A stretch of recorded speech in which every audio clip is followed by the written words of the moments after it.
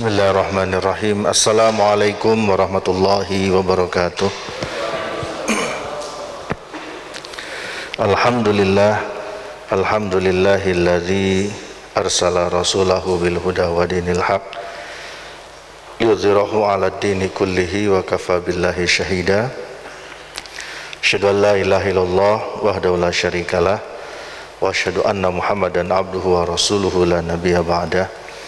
Allahumma fassalli wa sallim ala Sayyidina Muhammad wa ala alihi wa ashabil kiram wa sallama tasliman katsiran ma ba'd.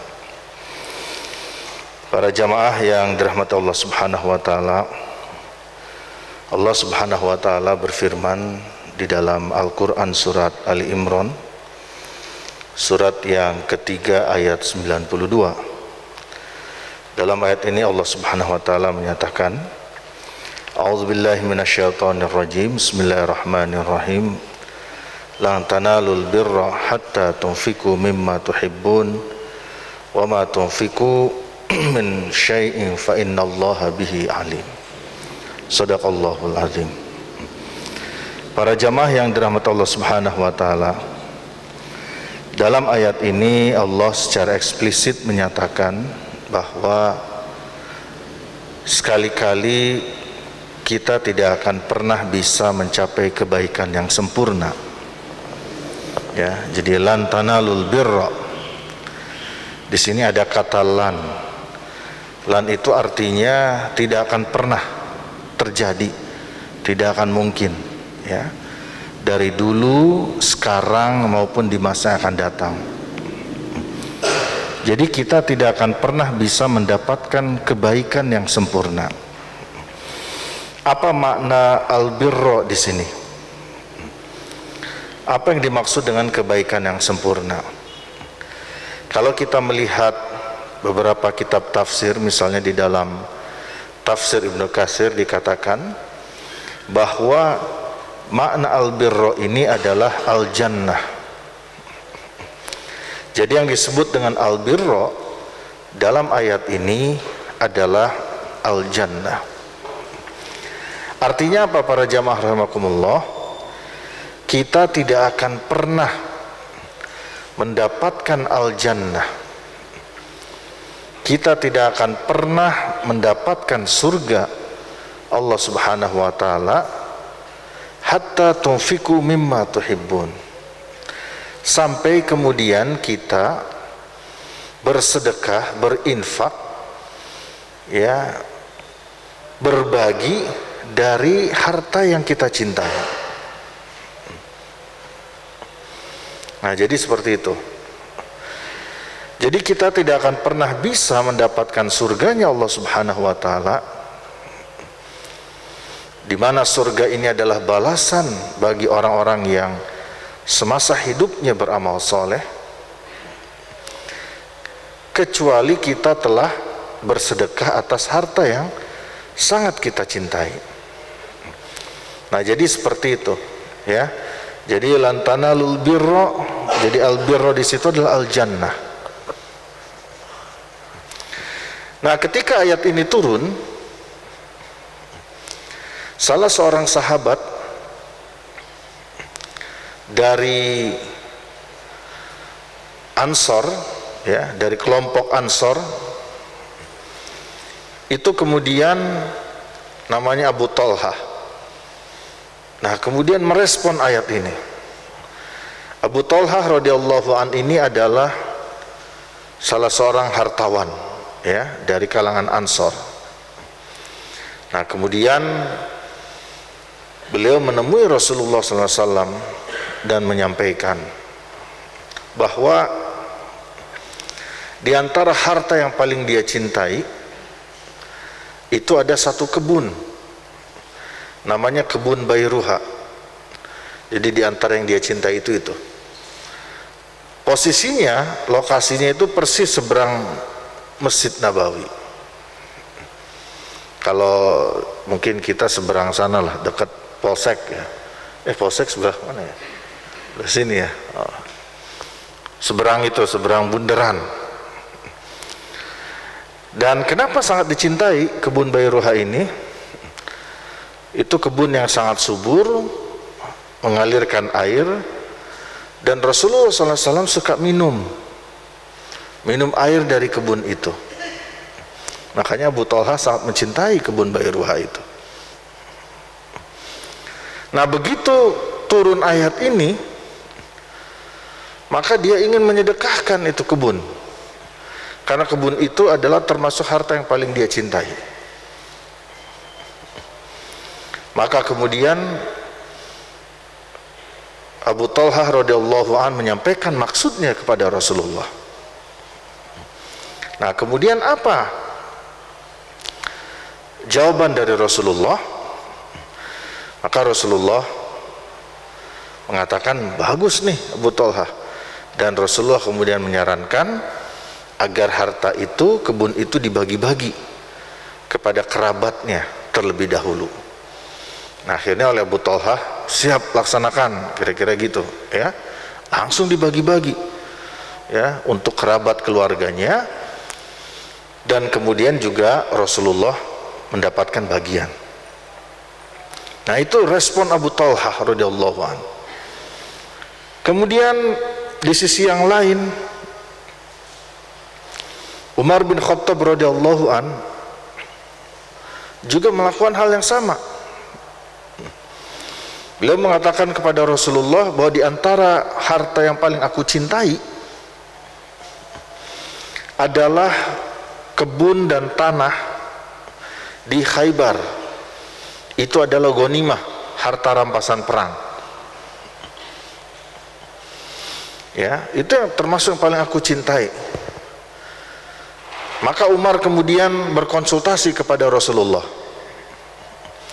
Ya Rasul, ini sebaiknya diapakan? Nah, jawaban dari konsultasi itu, kata Rasulullah, kalau engkau suka, ihbis aslaha wasabbil samarataha. Kalau engkau suka, tahan pokoknya dan sedekahkan hasilnya. Nah, inilah respon para sahabat ketika menyikapi turunnya ayat. Ketika turun ayat ini, bahwa tidak akan pernah kita mendapatkan surganya Allah sampai kemudian kita menyedekahkan sesuatu yang kita cintai, maka kemudian para sahabat berlomba-lomba untuk menyedekahkan apa yang dia cintai.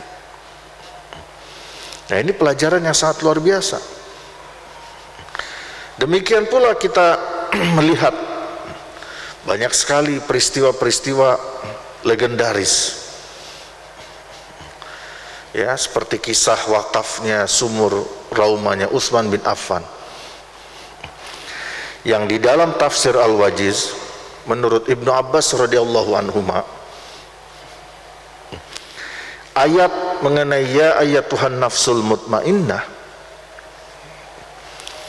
ayat itu asbabun nuzulnya adalah karena peristiwa sumur raumanya Utsman. Walaupun menurut Ibnu Hatim di dalam riwayat yang lain, ayat tentang ya ayyatuhan nafsul mutmainnah itu turun pasca syahidnya Hamzah bin Abdul Muttalib radhiyallahu anhu. Jadi ada dua pendapat. Tapi menurut Ibnu Abbas radhiyallahu anhuma, Ibnu Abbas mengatakan ayat ya ayyatuhan nafsul mutmainnah turun karena apa? Didasari oleh peristiwa sumur raumanya Utsman bin Affan radhiyallahu anhu. Nah, jadi itulah generasi terbaik. Di antara ciri dari generasi terbaik itu adalah mereka punya semangat berbagi. Dan semangat berbagi ini kemudian dikonsolidasikan menjadi satu kekuatan, ya, menjadi sumber energi pembangunan umat, menjadi sumber dana untuk memperbaiki kualitas umat. Dan ini menimbulkan efek perubahan yang sangat luar biasa, baik perubahan dari sisi keimanan, keyakinan, spiritualitas, memperkuat aspek ruhiyah, tapi juga memiliki implikasi dari sisi sosial maupun ekonomi. Ya, nah jadi itu sesuatu yang sangat luar biasa. Nah, artinya apa? Para jamaah rahimakumullah, kalau kita ingin masuk surga berdasarkan ayat ini, maka kita tidak akan bisa meraih surga Allah Subhanahu wa taala sebanyak apapun amal ibadah kita, kecuali kita melengkapi ibadah kita itu dengan semangat berbagi. Dan apa yang paling kita cintai? Kemungkinan besar saya menduga harta yang paling dicintai nomor satu uang, ya. Ya, saya rasa tidak ada kita yang tidak mencintai uang. Ada nggak yang nggak mencintai uang? Saya nggak cinta sama uang nih, pasti semua kita suka. Nah, makanya penting untuk kita memahami ini, menyadari bahwa ternyata berbagi itu bukan sekedar berbagi, tapi berbagi itu merupakan kunci untuk bisa masuk ke dalam al-jannah. Karena ayat ini sangat eksplisit, sangat jelas, tidak multi interpretasi, tidak menimbulkan perbedaan di dalam memahaminya. Sangat jelas, sangat gamblang. Ya, di situ Allah menggunakan kata lan, sangat jelas, sangat gamblang. Nah, tinggal bagaimana kemudian kita berusaha bersama-sama mendorong semangat berbagi ini. Ya, baik berbagi yang wajib yaitu zakat, baik zakat fitrah maupun zakat mal, maupun berbagi yang sunnah yang sangat dianjurkan, yaitu dalam bentuk infak, sedekah dan wakaf. Dan predikat terbaik itu adalah ketika kita sudah bisa membiasakan berwakaf itu menjadi bagian dari gaya hidup kita. Ya, jadi itu predikat terbaik. Ya. Sama kayak kalau kita ingin sholat terbaik, di samping sholat wajib berjamaah di masjid misalnya, yang terbaik juga kita senantiasa mengisi malam-malam kita dengan sholat tahajud misalnya, yang mengisi pagi-pagi kita dengan sholat duha, itu kan yang terbaik semua. Kita melaksanakan sholat tahajud, kita melaksanakan sholat duha misalnya. Ya, nah jadi amal-amal terbaik ini harus kita dorong. Ya. Dan kalau merujuk kepada pendapat Ibnu Abbas, maka di antara ciri nafsul mutmainnah, jiwa yang tenang, yang kalau kita dalami ketika dialog antara Rasulullah SAW dengan Abu Bakar radhiyallahu an, Abu Bakar mengatakan ayat ini luar biasa nih, yang ya Tuhan nafsul mutmainnah. Kemudian Rasulullah mengatakan, ya nanti menjelang ajal ini akan dikatakan kepadamu. Jadi orang-orang yang soleh ketika menjelang ajalnya, antara lain dia dibisiki ayat ini oleh malaikat. Bisa nggak kita membuktikan? Bisa nanti kalau pas sakaratul maut. Ya. Sekarang ada yang mau sakaratul maut duluan? Nggak ada ya, nggak ada yang mau duluan ya. Kita pengen hidup yang lama. Jadi kata Rasulullah nanti akan dibisikkan yang seperti ini pada saat ajal menjelang.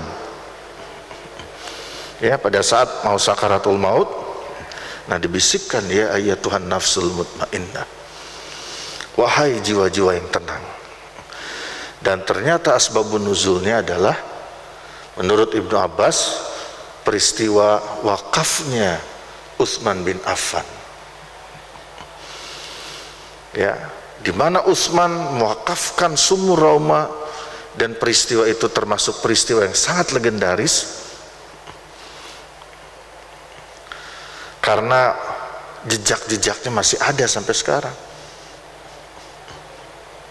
Saya sudah 2 kali tuh ke lokasi sumurnya, airnya mengalir begitu jernih.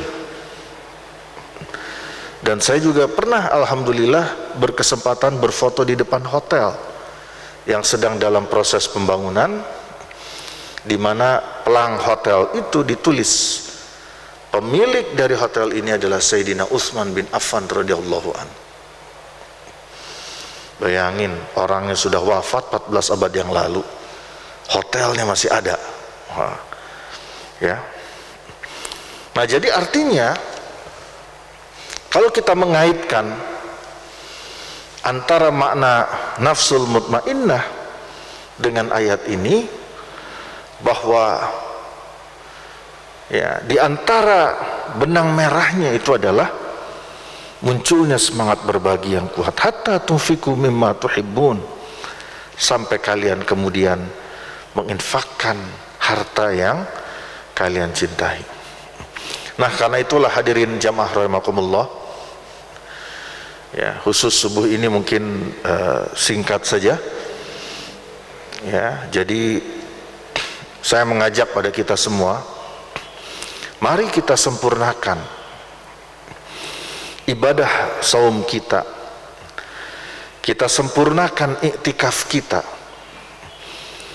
kita sempurnakan ibadah-ibadah yang kita lakukan sepanjang bulan Ramadan ini dengan berziswaf. Dan saya berharap kita jangan hanya berhenti di zakat, jangan hanya berhenti di yang wajib, tapi kita harus juga dorong pada hal-hal yang sifatnya sunnah yang sangat dianjurkan. Antara lain adalah dengan wakaf. Nah, ini saya kira perlu untuk kita sadari, ya, bersama-sama pentingnya kita untuk berwakaf. Dan ternyata ketika umat ini bisa kita edukasi dengan baik, semangat berwakaf itu alhamdulillah muncul. Kemarin kita baru mengadakan kegiatan webinar wakaf uang, kerjasama BWI, Badan Wakaf Indonesia, dengan Bank Indonesia, kemudian Masyarakat Ekonomi Syariah (MES), dan juga ISE, Ikatan Sarjana Ekonomi Indonesia. Alhamdulillah kita bisa mengumpulkan dalam waktu 3 jam 8,6 miliar wakaf uang. Jadi sebenarnya kalau umat ini menyadari, itu dahsyat, ya, kekuatannya dahsyat. Webinarnya dihadiri sekitar 1.400 orang, ya, luar biasa. Dan kita galang wakaf, alhamdulillah terkumpul 8,6 miliar. Ya. Inilah saya kira di antara hal penting yang perlu untuk kita sadari.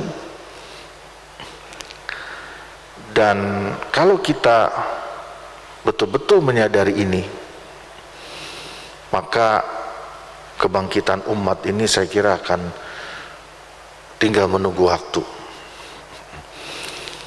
Dan dengan berbagi ini juga kita akan mengundang intervensi Allah Subhanahu wa taala. Seringkali, ya, di antara kelemahan kita, ya, yaitu kelemahan kita ketika kita bicara konsepsi pembangunan, kita itu suka lupa untuk menghadirkan Allah dalam setiap proses pembangunan itu. Ya, kita ini sering lupa. Kita punya rencana pembangunan jangka menengah, tapi kita lupa menghadirkan Allah di situ. Caranya gimana? Ya, antara lain dengan ziswaf ini. Ya, karena ziswaf ini punya implikasi yang sangat dahsyat ya kalau kita bicara dalam konteks pembangunan. Implikasinya itu kan sangat dahsyat. Implikasi pada perubahan sosial, pada perubahan ekonomi. Ya, apalagi sekarang ekonomi kita di triwulan pertama itu masih negatif para jamaah. Kita ini masih resesi. Triwulan pertama 2021 pertumbuhan kita masih negatif, minus 0,74%. Jadi kita ini sudah 4 triwulan berturut-turut negatif. Triwulan 2 2020, triwulan 3, triwulan 4, kemudian triwulan 1. Nah, mudah-mudahan di triwulan kedua ini bisa bangkit. Dan siapa yang bisa membangkitkan ekonomi ini? Ya umat. Kenapa? Karena di triwulan kedua ini ada 2 peristiwa besar yang biasanya secara tradisional peristiwa ini bisa mendongkrak ekonomi, yaitu Idul Fitri dan Idul Adha. Gitu.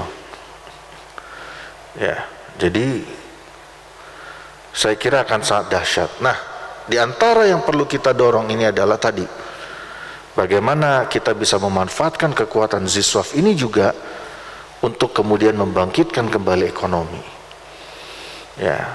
Nah, disinilah kadang-kadang kalau hanya mengandalkan logika manusia, berat kita untuk membangkitkan ekonomi ini. Makanya kita perlu intervensi dari Allah Subhanahu wa taala. Dan intervensi Allah ini harus kita undang, antara lain adalah dengan melalui kampanye Ziswaf ini. Nah, jadi sebagai kesimpulan para jamaah rahimakumullah, ya, bahwa ayat ini menegaskan, mengingatkan kepada kita bahwa sampai kita menafkahkan harta kita, maka kita tidak akan pernah bisa mendapatkan al-jannah. Kita tidak akan pernah bisa mendapatkan surganya Allah Subhanahu wa taala. Karena itulah mari kita sempurnakan ibadah saum kita, iktikaf kita dengan berbagi, ya, termasuk menyambut seruan wakaf pembangunan Masjid Al-Hidayah ini. Saya kira itu saja, ya. Sekali lagi terima kasih. Mohon izin saya agak lebih awal karena ada sedikit masalah di Samarinda yang harus dibereskan. Ya, jadi kita akan komunikasi dengan teman-teman di sana. Masalahnya itu ada apa sebenarnya? Saya kira itu. Terima kasih. Sekali lagi mudah-mudahan Allah Subhanahu wa taala memberkahi kita semua, meridhoi langkah kita, dan meridhoi dan menerima semua amal ibadah kita di bulan yang mulia ini. Terima kasih. Wallahul muwaffiq ila aqwamit thoriq. Billahi fi sabilil haq. Wassalamualaikum warahmatullahi wabarakatuh.